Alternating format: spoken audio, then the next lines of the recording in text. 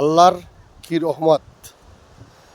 আমরা হাজার হাজার টাকা খরচা করে গাছ লাগাই, কিন্তু খাজুর আসে না। আর এই দেখেন গোড়া মাটির তলে কিন্তু খেজুর, দেখেন কত বড় গাছ হয়ে যায়, খেজুর হয় না। আর এতটুকু গাছে খেজুর আল্লাহর রহমতের। অনেকগুলা গাছ অবশ্য, এগুলাই নাই। এই যে ছোট্ট একটা গাছ, কিন্তু আল্লাহর রহমতে অনেকগুলা খেজুর হয়েছে। ওই যে ভিতরেও দেখা যায়, এই যে দেখা যায়, এই যে ক্লিয়ার দেখা যাচ্ছে কত সুন্দর আল্লাহর রহমতের খেজুর। আল্লাহর রহমতে আল্লাহ কি না পারে, দেখার মতন জিনিস। কত গাছ আছে খেজুর গাছ, খেজুর গাছে খেজুর হয়েছে, কিন্তু কল্পনাবিহীন।